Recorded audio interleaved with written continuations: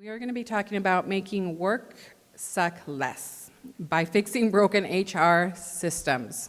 So please welcome Jeff and Sammy. And we also have a special guest, Patty. Patty, if you can stand up and say hi to everybody. She is Jeff's mom. So she's here to watch her son, right? A proud mother. So let's give them a warm welcome. Come on, folks. It's time to start your session. And again, bring out your paper and pens and sit next to somebody. You need a partner for the interaction.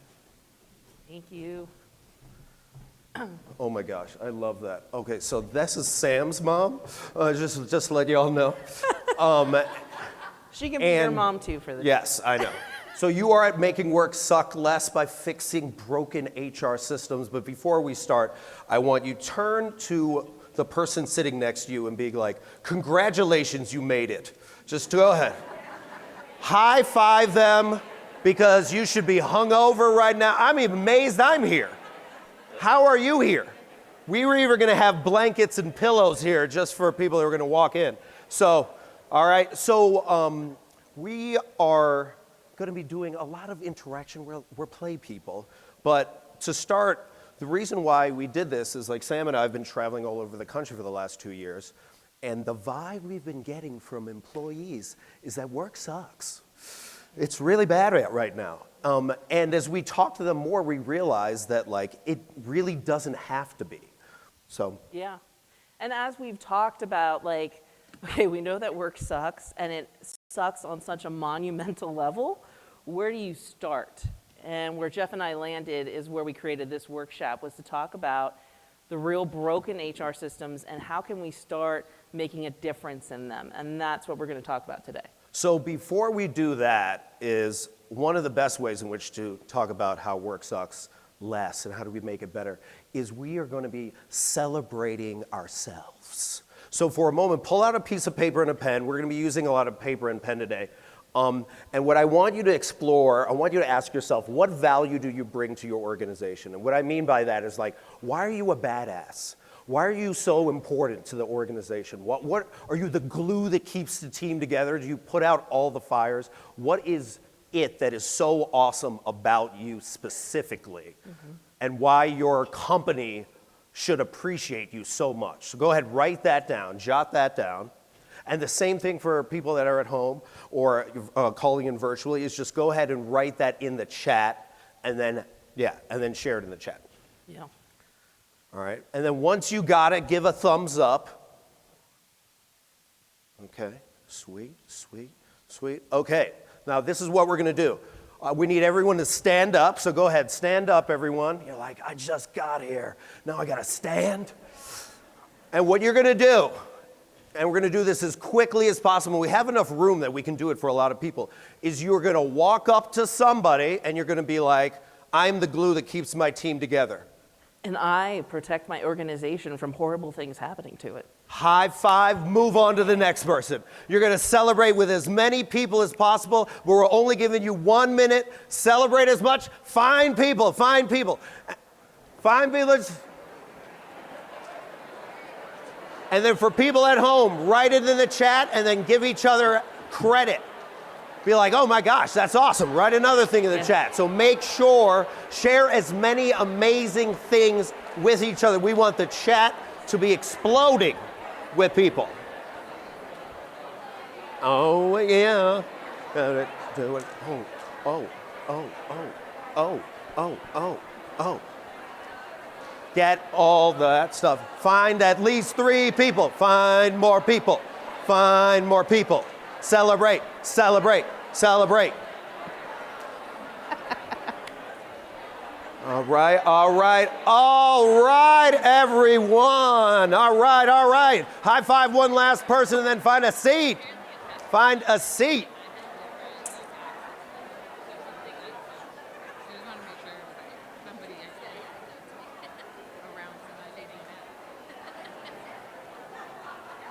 Find a seat, find a seat. And what we're going to do, because there's a lot of people in the room, what we're going to do in order to get your attention on a regular basis is what I will say in order to get your attention, I'm going to go SHRM, and then you just have to go 23 and do it a little sassy. So we'll practice. So I'll be like SHRM, and then what are you going to say? 23. Let's do it one more time. SHRM. 23. Sweet, that's how we're gonna get you. All right, so part of the reason why we do this is there's not enough celebrating. There's not enough being like, why am I so amazing? And if you forget nothing else from this workshop, if you simply did this with your team on a regular basis, you could actually make work suck less. Simply because people don't feel seen, they don't feel heard, they don't feel appreciated.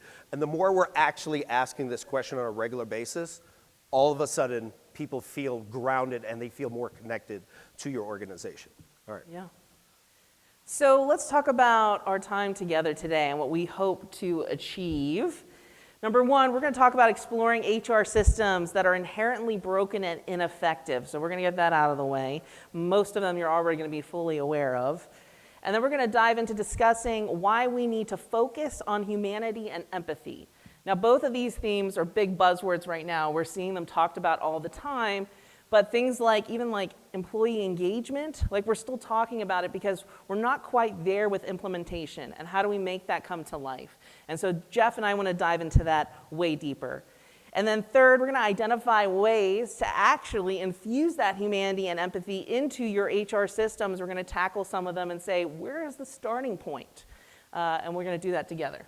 So we're going to go through 3 systems right now, and if you see them and you do not like them, then just give some snaps. We're just going to be doing some snaps if you are like, ugh, that one. All right, so let's get started with the first. But before we do that, we need to define what an HR system is. Oh yeah, let's define that. Just so we're all on the same Yep. page. Now, we're at a SHRM conference, so I'm pretty sure we all know what human resources means. But the word system, like sometimes we get caught up in this idea of HRIS and technology, but systems are the way that we work. It's any kind of set principles and practices we put in place. So it's much broader and bigger, and those are the kind of systems that we're talking about today. But we're going to start with some tech stuff just because it's a good place to start. It's very practical. So the first system is that applicant tracking system. When you upload your resume and then on the next screen it asks you manually input your employment history. Oh, it's the worst. Oh my gosh. And here's the thing. When was the last time you applied for a job at your own organization? Like, have you gone to your job application? Do you even know where it is? We sometimes would have tests where we do that. People couldn't even find it. And the reality is most people are not finishing. 92% of people are not finishing that application. Why? Because it's 51 clicks. Amazon, to buy a computer, 2 clicks. How am I having 51 clicks? So no wonder I do not. So what we're saying when we're trying to like fix this system is just like, can we have more empathy, compassion, and humanity in just the experience of dealing with this? The second one is also known as bossware. This kind of really took off when we had COVID and you had to send employees home for the first time because we had leaders that were concerned about how do we know if they're going to be productive? So we started installing software to measure productivity. And my first exposure to this was actually when we were coming out of quarantine. I traveled to California to visit family. And I got to my grandmother's house and my aunt came running down and she was like, hey, I got like 2 minutes before I got to get back upstairs and start swirling my mouse again before they think that I'm not working. And so I just think it's highly ironic, but this software is just like, why are we doing it? Why do we need to have more stuff? Right. And then the other one, employee surveys. Oh, the fatigue. Either how many people make the employee survey? Raise your hand if you make the employee survey. You make the whole thing and then people don't fill it out, right? Or you make the whole thing and you never implement any of the action items from it. Or the people that actually fill it out and they're like, I'm going to spend a lot of time doing it, and then nothing ever happens from that, right? And the reality is like 77% people want feedback. They want feedback on a regular basis, not just once a year, and they want you to listen to their feedback, but only 7% of them actually believe anything comes out of that survey. To imagine how much effort, time we put into that, and then nothing comes from that, that is demoralizing, and that is a system that can be fixed quite easily. So I think we need to go back and think about why these systems were created in the very first place. So even thinking about the applicant tracking system, like there's so much compliance embedded in that. Like we've talked to people who have to have an application, then have them fill a separate application, and then another application for regulatory reasons. And when we think about what we put on the application or take it off, and with the modifications we make, it's all out of fear of what possibly could happen if we don't have those fields and we don't ask those questions or we don't have the specific form. Same thing with the spyware, the bossware. Like, what if they're not being productive? What if we're losing all that money? The fear of what happens if that employee is not good enough. And then the last one with the employee engagement piece, there's even a fear of implementing those changes. So we have this whole idea of here's all this great data, and sometimes we will move on small little actions, but the big things, like that might cause us to shift things in huge ways in our cultures, what if that's not the right answer? Like that's a lot of pressure there. And so we're functioning from a place of fear, not just fear from our perspective as practitioners, but our leaders are afraid too. Like all of this is change and protection and making sure, but at the same time, we have to look at what's the impact to the employee. I'm disengaging the employee throughout the application process. I'm telling them that I don't trust them when I'm integrating the spyware, and I'm telling them that I don't care when they don't see any action happening from those surveys. And so what we see is this lack of true empathy as a result of decisions that we're actually making from a good faith basis, you know? And what's crazy is you think about your organization, whether you're like a nonprofit or for-profit, out of all the departments, the only department that has the word human in it is ours. So why are we so disconnected from humanity then? Why are we constantly not allowed to have more empathy, more compassion, and more like respect for our staff because we're constantly being told that we have to do things a certain way when we really join this because we love human beings, we love to connect. You know, and I think what we have to realize is that Gen Z is either here or they're coming. And I don't know if you realize this, but by 2030, 30% of the workforce is going to be Gen Z. 5 to 10% are going to be Gen Alpha.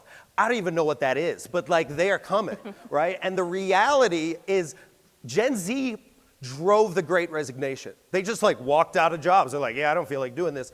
And then millennials, Gen Xers and boomers were like, you can just do that? You can just walk? Well, I'm just gonna walk too.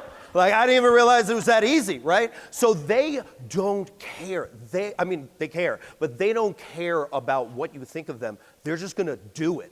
And the reality is if you do not have diverse and ethical leadership, if you are not fostering or prioritizing learning, if you are not having leaders that have emotional intelligence, they will bounce like that. Yeah. And also they have so many more options now.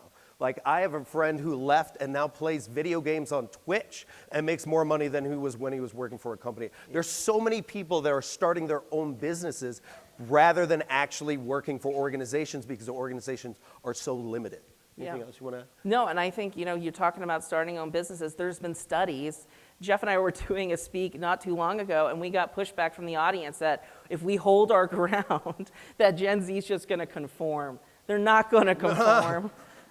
Like, let's look at generations by the workplace as a whole nother separate talk. But the studies have been done actually by Harvard Business Review, and they've seen that we're seeing an increase in startups, in entrepreneurs, in freelancers, in independent contractors, and I even have found healthcare benefit specialists that really cater to finding out how to give that person what they need from an insurance perspective as a company of one. Like, I didn't even know that was a thing. So that's telling me how much that's vibing. So if they can't find what they want, they're like, I'll just go start it, because why am I going to take the risk of being in this horrible work environment or something that's not going to make me feel satisfied? I'd rather do all that hard work and know that I created it and I kind of made my own bed and I had to lie in it. Right.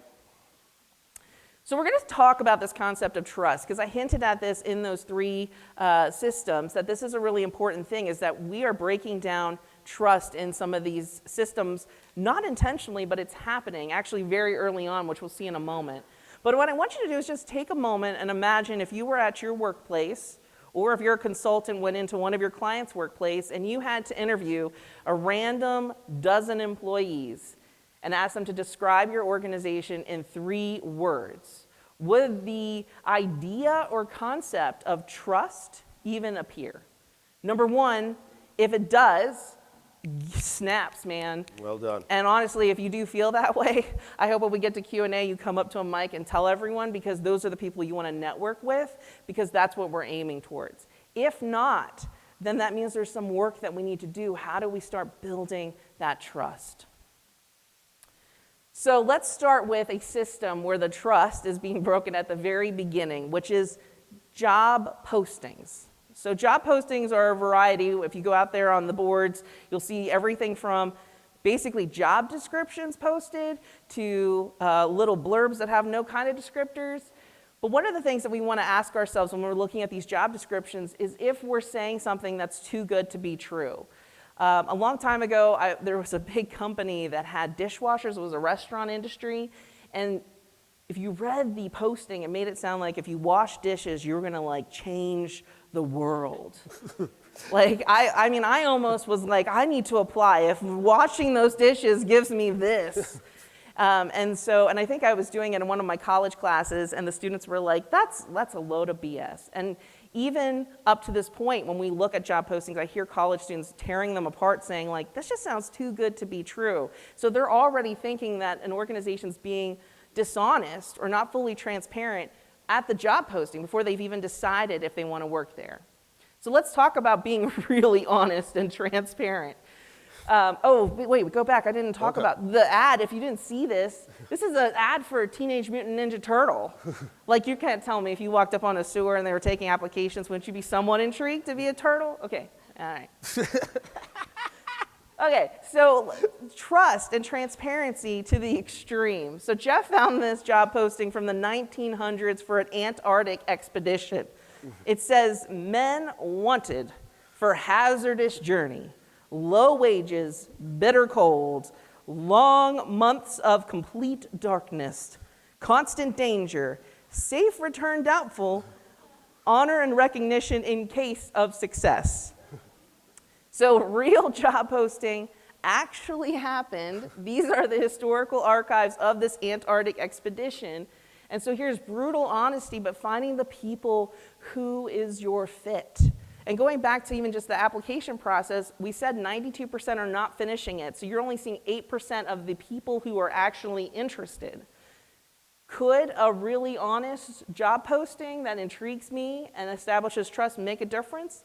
I don't know, but let's talk about other ways that we can build trust. Yeah, and the other reality of this is like, they survived because of the job posting. Like, imagine if this was just like, it's not that bad. What if that was on there? People would have died. But the fact that they were willing to be this honest is why like so many people survived this, right?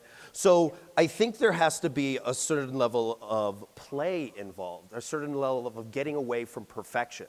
This is where a lot of burnout actually comes from, because perfection's rooted in like ego and shame and constantly trying to be right. But play is rooted in like curiosity, a sense of wonder, a sense of awe, and willing to experiment. This was an experimentation that actually worked, right?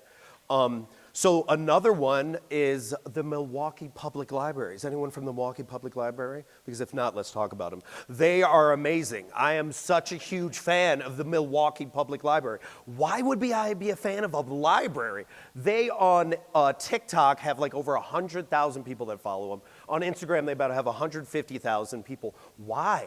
Because they allowed their staff to play. They literally let their staff be nerdy and show what it was like to work at the Milwaukee Public Library, from like what happens when you read a great book to seasoned librarians when they overhear a complex reference question. They just make these weird, hilarious videos all the time, but then anyone that actually goes there, goes to any of their social media pages, are like, these people are cool. Like, it's kind of fun to be here. And especially if you're Gen Z, you're like, this is dope. Like, I want to hang out with them. And then on top of that, higher recruitment, higher retention, but even their patrons are more proud of this library because of this. So thinking about for yourself, how are you communicating to the outside world? What's it like to even work at your organization? And are you coming from a place of like perfection, like look how amazing we are? Or are you willing to be like, this is us, we're nerds, and if you want to join us because you're a nerd too, great. That transparency, that play, that is where the innovation is. And there's play guy by the name of Steven Johnson who says, you'll find the future where people are having the most fun. And so think about where are the organizations that are taking risks, that are having fun? TikTok, Hulu, those are the places that people want to go to because people are enjoying it. They're having a great time, and then they're celebrating it and sharing it for the world to see. So think about that for your place. Now, the other thing that happens when you are allowing people to play is all of a sudden you build a huge amount of trust, right? 40% less burnout, 76% more engaged. People actually want to be there. And you know, like there's the corny thing of like, be your authentic self. I don't want to see your whole self. Like, let's have boundaries, right? But you're allowed to be at least more of yourself at work, and then you're just not exhausted all the time.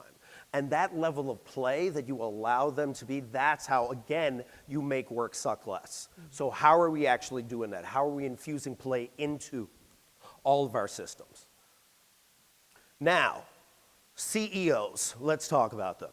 So this study found that 55% of CEOs believe a lack of trust is a threat to their organization. That seems low. That seems like really low.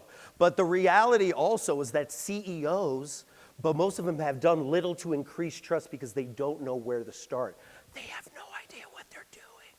These CEOs just don't know. Like, look at Elon Musk came in and he was like, I know exactly what I'm doing. He's gone now. It's only been 6 months. So like, so many CEOs right now have no idea why people are leaving. And they're guessing and they're throwing it around, but guess who does know? You do. You have so much power and leverage right now. So we have to be thinking about that when they're like, save me, I'm about to get fired. And you're like, okay, I'll save you. But you're gonna have to implement these certain things, and we're gonna have to infuse more empathy, compassion, and humanity into stuff. So this is a great opportunity for you right now to influence all of those leaders and be like, we can help fix these organizations and help you lose less people, but you're gonna have to listen to me more. And a lot of times, you know, CEOs are like, well, HR is not a revenue generating department. Have you heard that? That's so annoying. I hate, what are you talking about? Like, we keep people here. This is the main reason why people stay is because we are constantly working with them and putting out all these fires. So just know how much power you currently have. All right. Okay, so now let's get into the real thing. So when I used to do campaign work. I did a lot of campaign work, and one of the best campaigns that I was on, we did not make phone calls or knock on doors until we all sat together and figured out why you were there in the first place. Like, what are you doing here? Why are you on this campaign? And people would share like personal stories of why they were working, right? And my friend Dana, who's like now my best friend, she told me about how like she fought for her mom because her mom has pre-existing conditions. So that when late at night, when we were doing data entry and I was like, all right, I'm gonna go home, and I saw Dana still there, I was like, well, now I know her why.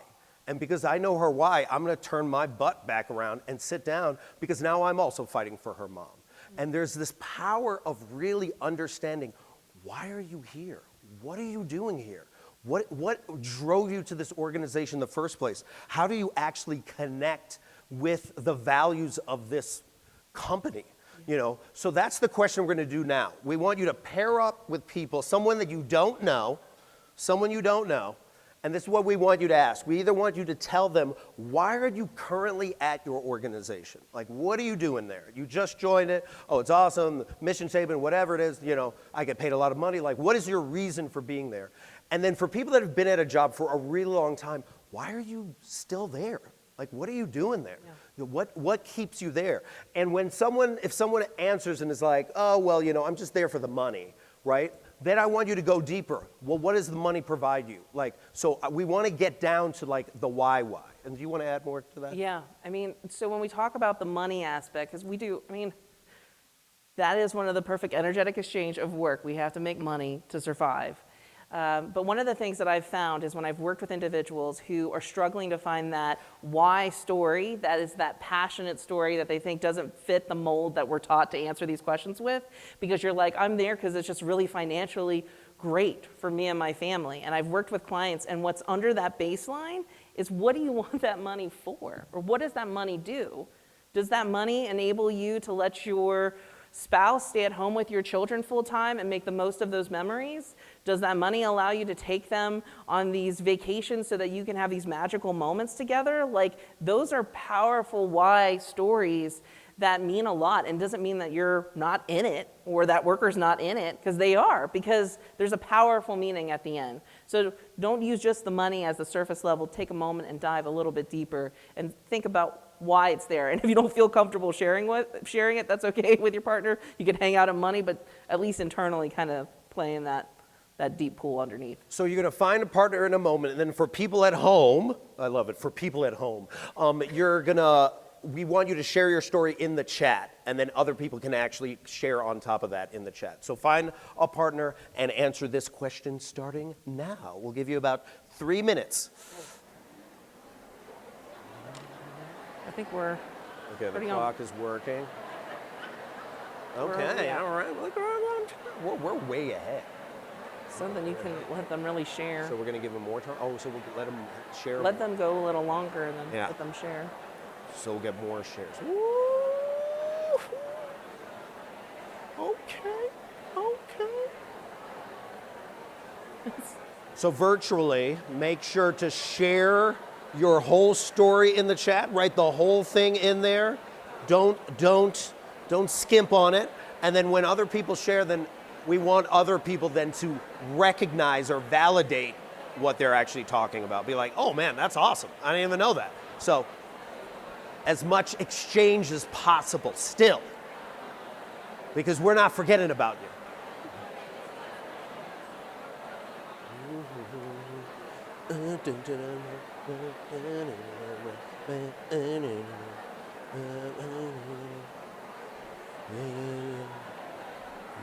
Let me turn the battery off.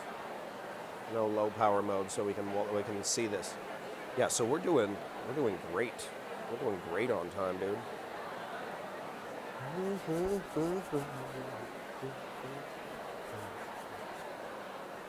Anything else? Anything else that we're forgetting? I don't think so. We're hitting everything that we... We're hitting on our thing. We're gonna beat off Everything that we say. Oh my gosh, would you be able to get filming of them talking? Hi, thank you so much. Thank you, Patty. Thank you so much. I love that I got introduced as a daughter, their son.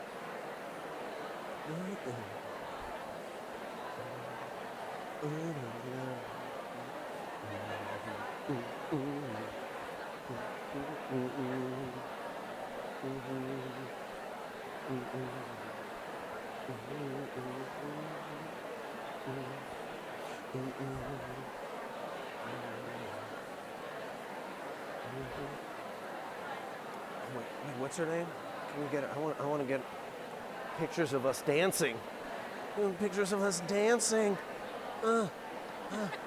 Get it. Okay, how are we doing? We're doing. Oh man, we're doing so good. On time. Oh, I love this stuff. It's one of my favorite things. It's one of my favorite things to do. Welcome.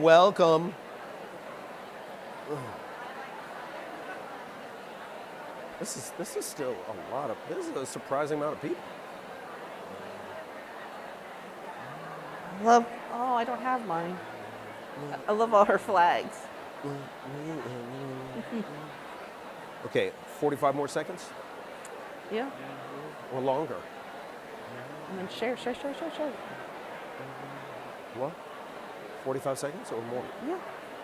Give time for sharing. Time to share. Time to share. Time to share. Do you have a moderator for the... What? Do we have a moderator for the chat? A moderator? They can read from the chat? Oh no, I guess not. No. I thought that... And then if you have your story, you can also. I got a story too. For this? They don't have enough stories, then we can share ours. Oh no, I have my story for later. Oh, I have my I have a tearjerking story. Then you share that here. I have a tearjerking story.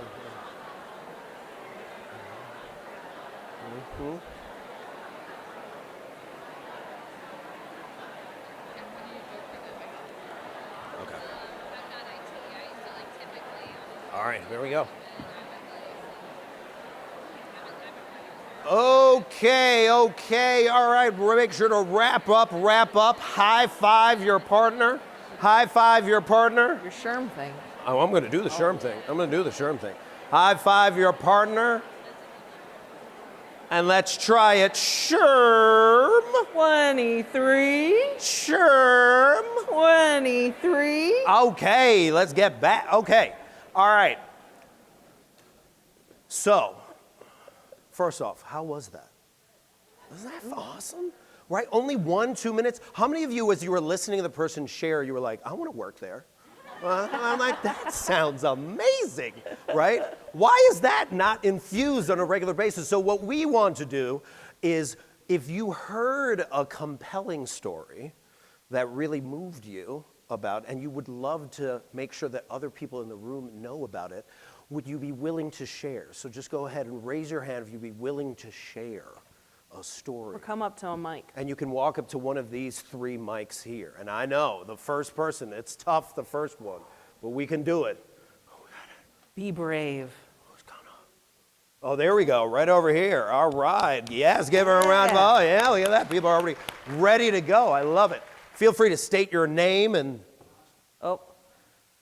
Luis is coming. And everyone, Luis and Phil are helping out today, so if we can give them a round of applause, they Thank you.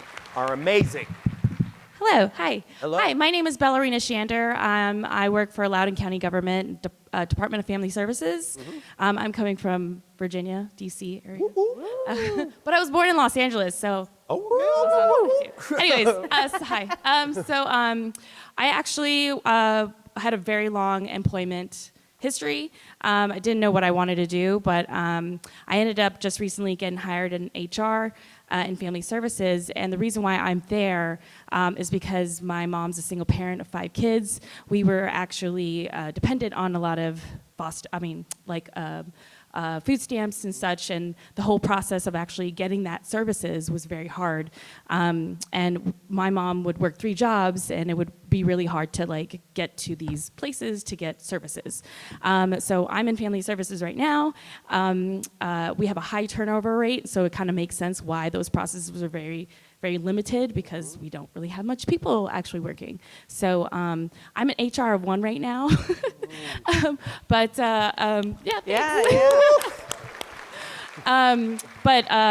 So they sent me here to be able to learn a little bit more about HR, and I'm there because I honestly was just trying to look for my family. So and I ended up finding them. So I'm super loyal and will do anything for them. So yeah. Let's go. All right, who else? All right, here we go. Oh, and then I see you back there. You're next. Good morning. Whoops. Yeah, you guys. You're good. Yeah.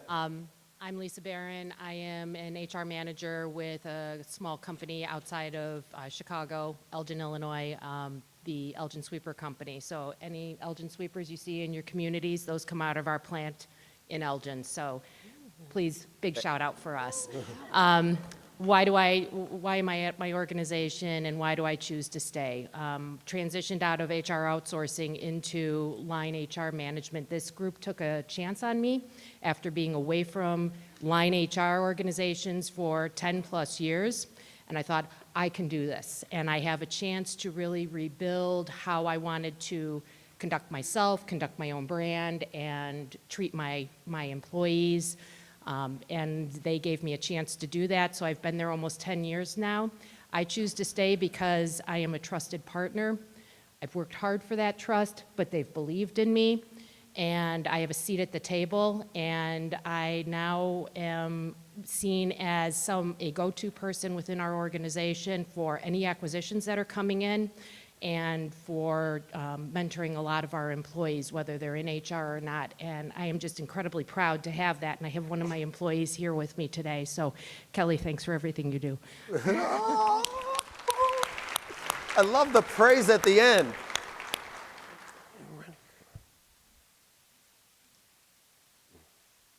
thank you, Kelly, for what you do.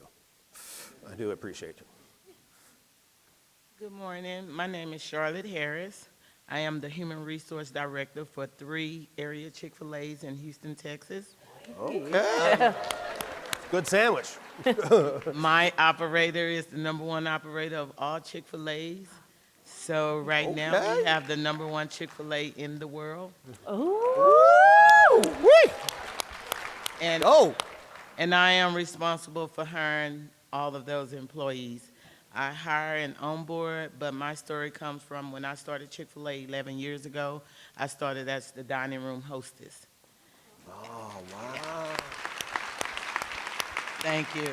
And with the leadership development program that is established within my organization that we continue to pour into with things like SHRM and Wild Spark and stuff, it continues to grow others. And the reason why I stay because they grew me. So I know there's potential for anybody to walk in the door to become the GM. And like she said, I have a seat at the table now. I'm an executive director of Hulak Inc., which is our brand under the Chick-fil-A name.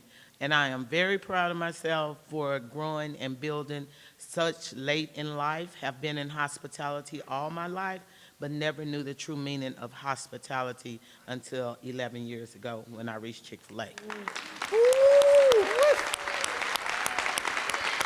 So do you feel that? Like, do you feel that energy? Well, it's different, right? Why are we not doing this, like, at the beginning during, like, interviews, like job applications? When you're interviewing somebody, you're like, well, why do you even want to work here? And then let me share why I currently work at this organization. Why don't we do this same practice at orientation?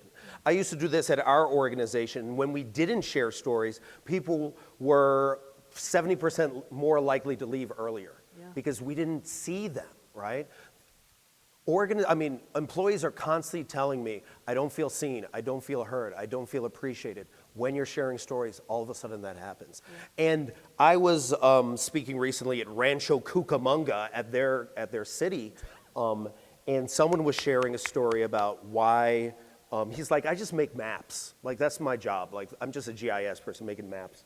And I was just, well, why is it so important to you? And he's like, well, I didn't realize how important it was until a bunch of firefighters came and thanked me. And I was like, well, why are you thanking me? He had made the map for the procession for a firefighter that had passed away in Rancho Cucamonga. And he had figured out the route so that as many people could come and celebrate this person's life.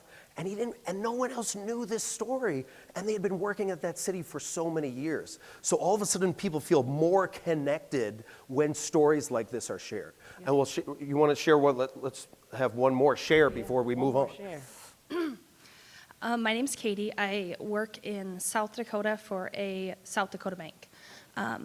And I initially started because it was close to family, it was in HR, check the boxes, right? Yep.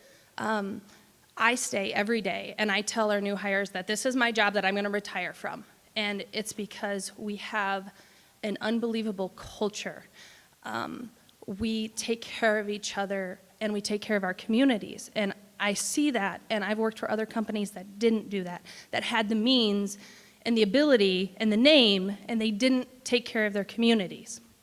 And since we're a private bank, we have our corporate headquarters right there. We talk to our leaders all the time, and we are the #1 funder for the Boys and Girls Club in our community.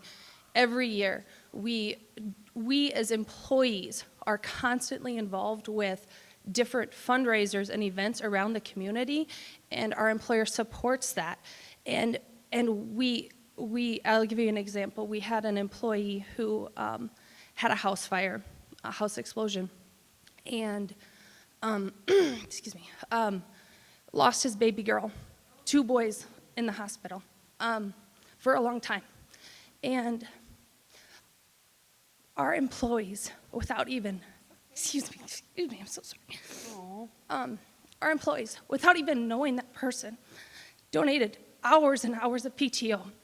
We opened an account, because we're a bank, we can do that. We opened an account for that person, and us as employees flooded that account with money that they can use for their hotel, for their travel. And I wish I could tell everybody that story. Every new hire, because you feel that family. Everyone says, yeah, we have a family here, but we really do. And just to know that our organization takes care of the community, takes care of our employees, takes care of each other is so meaningful that's why I'm going to retire from that place. Ooh, thank you. Can I?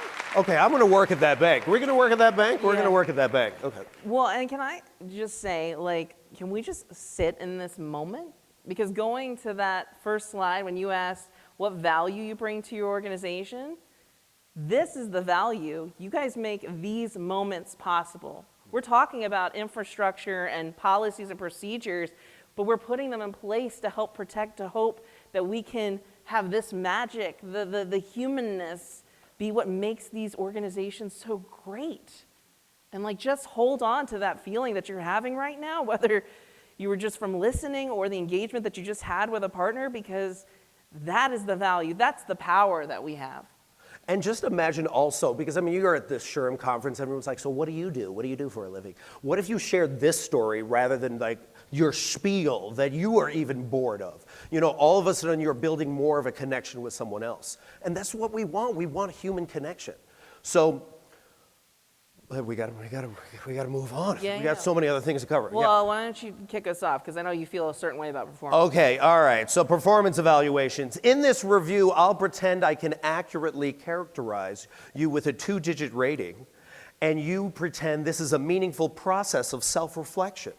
You know, so like this is the performance evaluation as we see it right now. Yeah. This is one of the most painful processes for a lot of people, both the person doing the performance evaluation and the person that has to be in it. Yes. So how many of you dread performance evaluations? Okay. Glad to know that not much has changed since I started my HR career as well.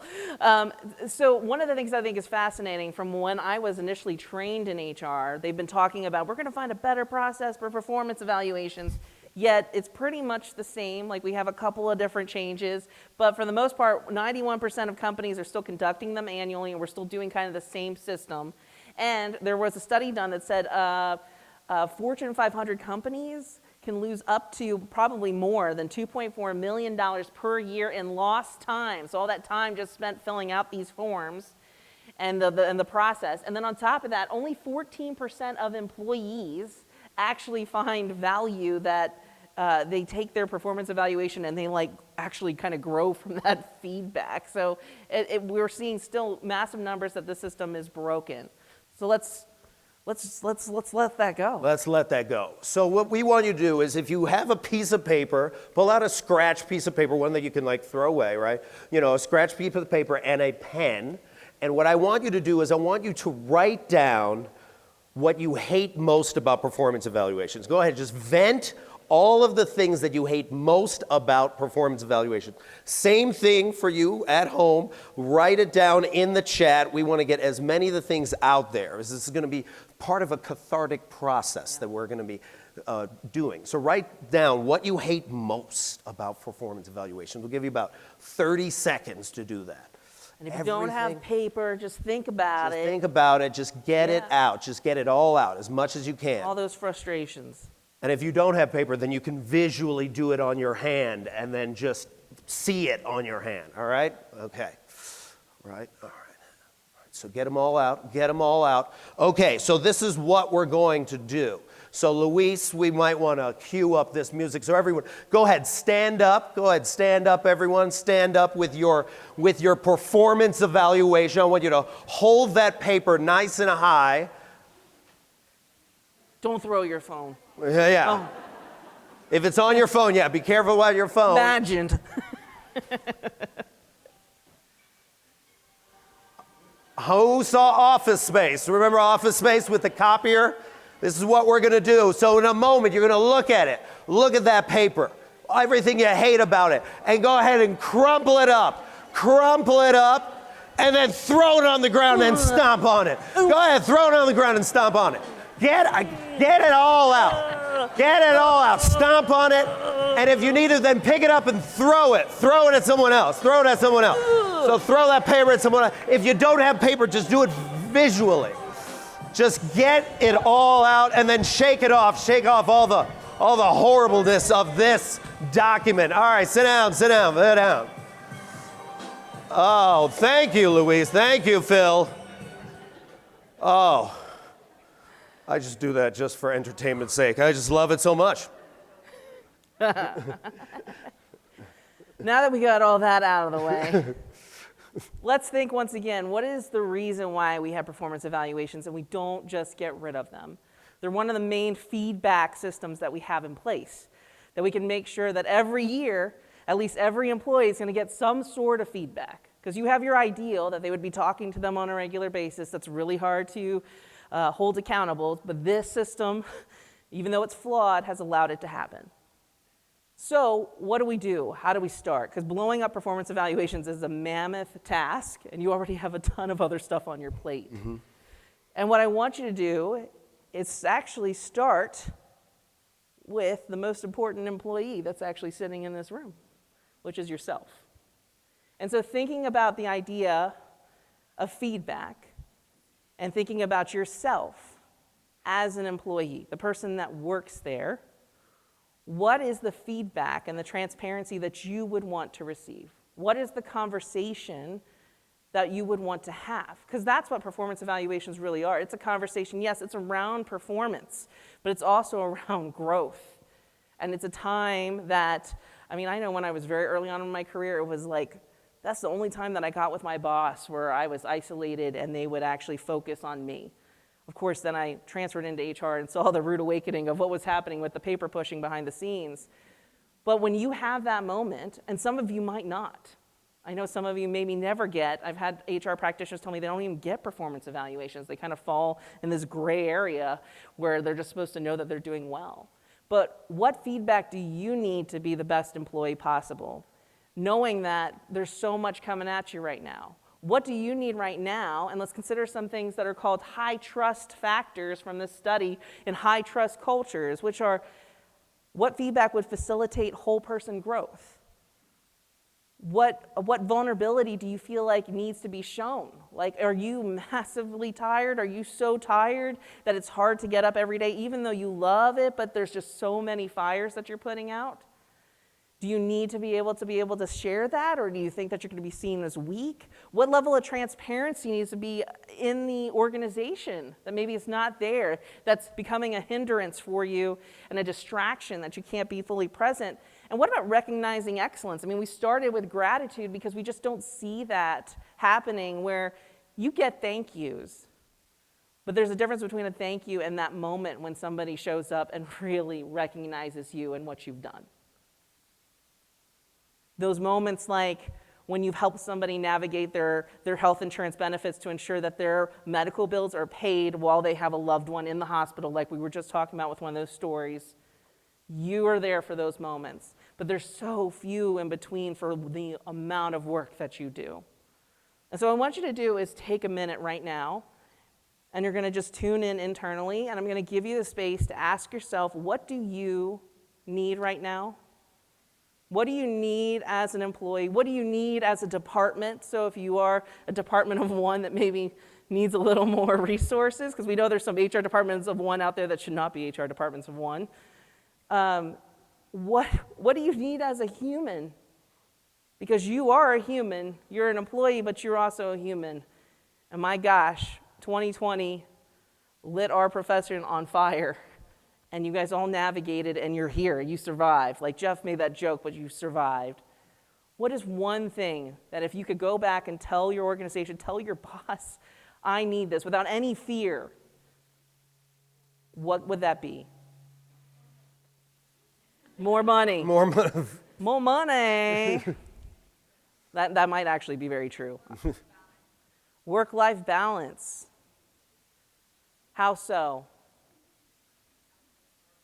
As an HR professional. Okay, this is my weird soapbox.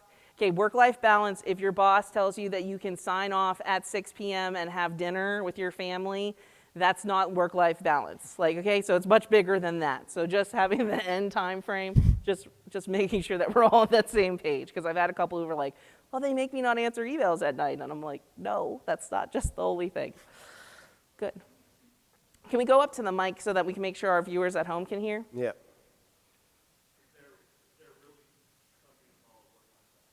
I understand balance, Yeah. right? But work-life balance, I don't think that, I want to give 50% here and 50% there. It's never Yeah. going to be balanced. Well, and balance is unique to you as an individual. Correct, So correct. it's going to be a ratio of your own making. Correct. But thank you, I appreciate you. Yes, we're not aiming for 50-50, we're aiming for the sweet spot for you. On that same topic, I was in a session yesterday and they said work-life integration. And that really spoke to me because I don't need it. I need to be able to stop in the middle of the day and go to my kids' school and then come back. I need that, like we talked about earlier, that trust. So I need that more than okay, it's 6 p.m., I'm not answering my phone anymore. No, I need that flexibility all day long. Yeah. And Thank you. boundaries. You need that boundaries, that they respect your boundaries, right?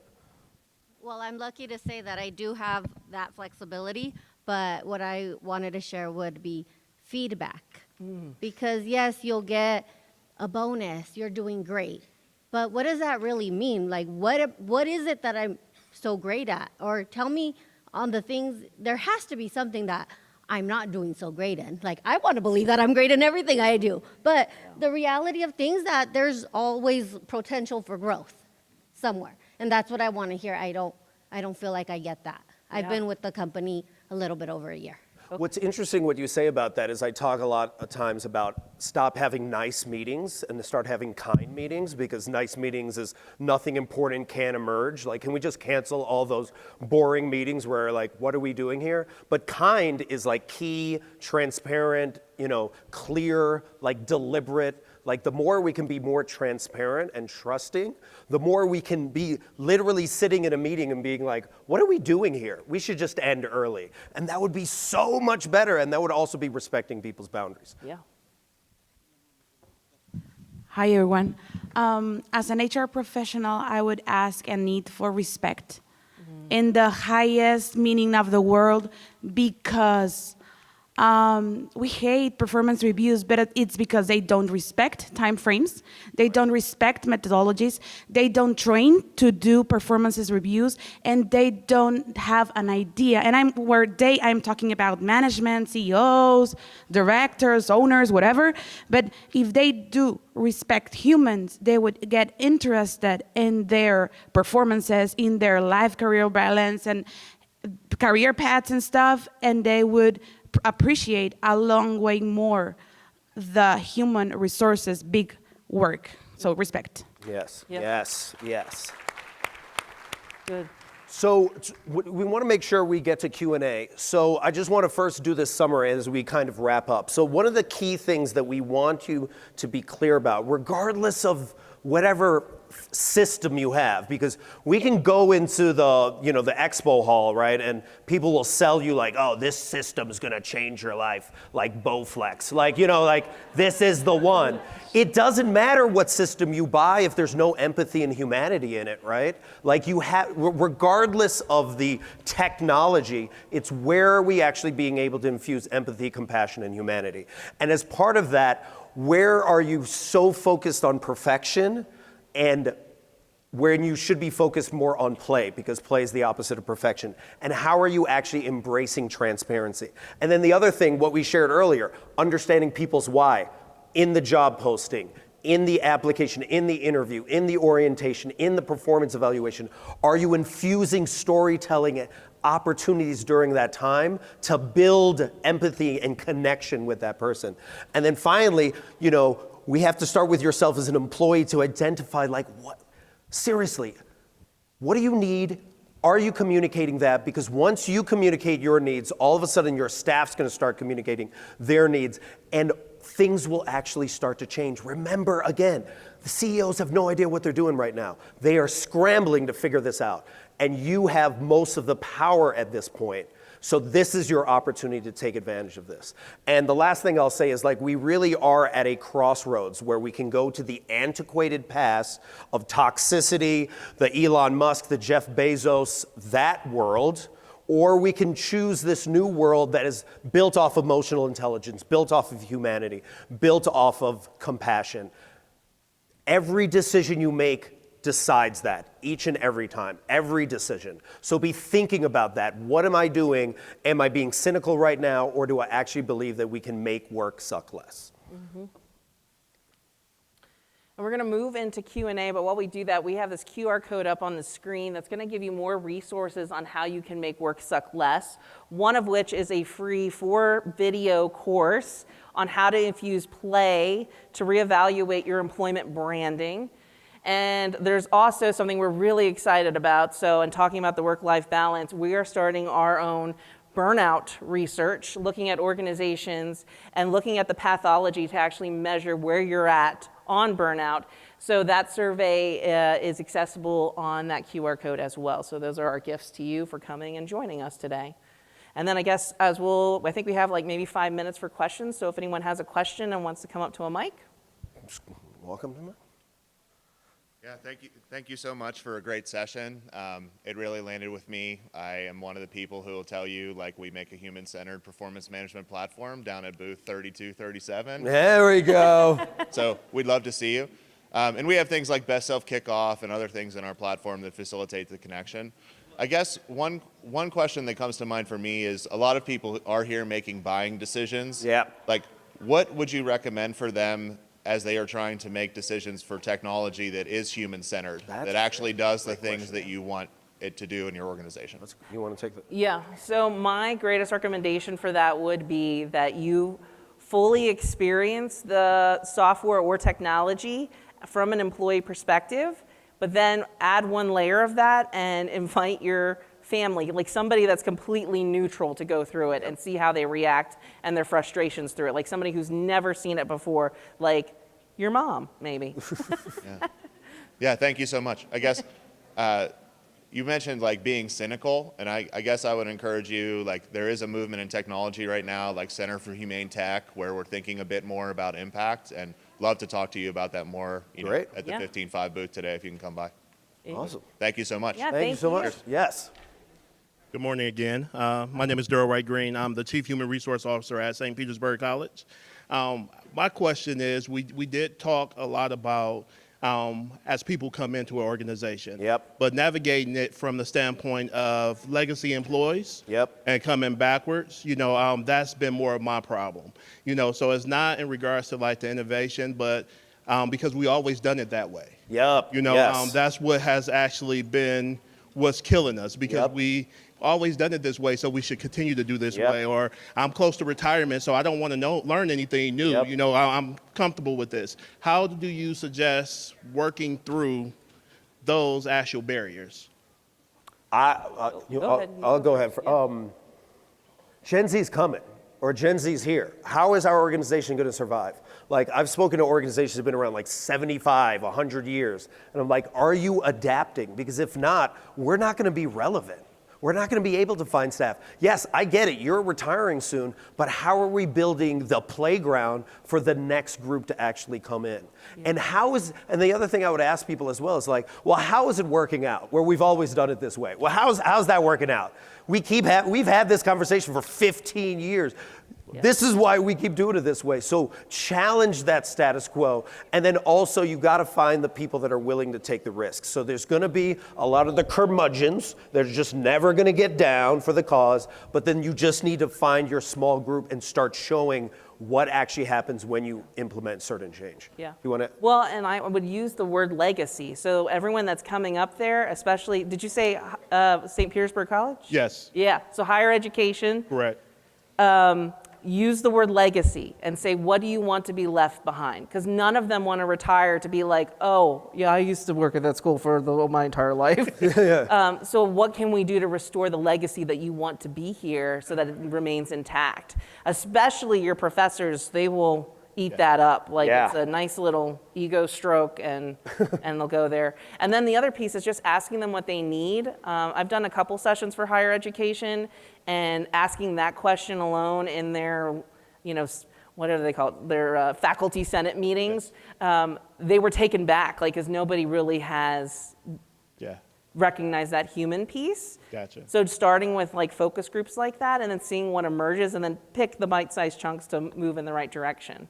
Thank you. Yeah, you're very welcome. Thank you for the question. So I'm one of those that hate performance reviews, but our company, we contract with counties and local governments, and based on those contracts, we are given the metrics that our employees have to meet. So I'm wondering if you could possibly give me any advice on how we could do our performance reviews differently, because it takes them at least a month to complete these performance reviews. Right. Is that regulatory driven, that they have to be a certain, like, are the forms locked in, or is it just because you're using that process to meet that regulatory metric? Like, The latter. okay. So what I would say is simplify the performance review as much as you can to meet the compliance piece, and then create another process that's for feedback. So this is a measurement tool associated with your performance because we have to, because of these entities that are out there. But here's where we're really going to invest in people and have growth conversations. So separating them so that it turns more into a paper pusher, check the boxes, and then it's not so death by performance evaluation, and then saying, here's where the performance conversations are really going to land, or the feedback conversations, like find a way to separate them. But then you can start to play with, what kind of conversations would you have there? What did you pull off the form, and how could you break that up into one-on-one check-ins quarterly? Or, your team best. Like, I don't ever like to propose something where you're like, they would hate me if I did that. But what's that bite-sized kind of step that you could do to kind of move it in that direction? And then you could even help as well in identifying when are we giving feedback, not just like quarterly, but like, how am I giving feedback on regular meetings whenever we're actually meeting? Because that's what people want. They just want feedback on a regular basis. Am I doing a good job? Am I not? And the more you can give that, the better. Yeah. And then we'll do the check-off piece on the side. Well, thank you. We got to wrap Yeah, up, but thank you so much, everyone, for staying. And if you have any questions, just come up to us. And thanks so much for joining us today.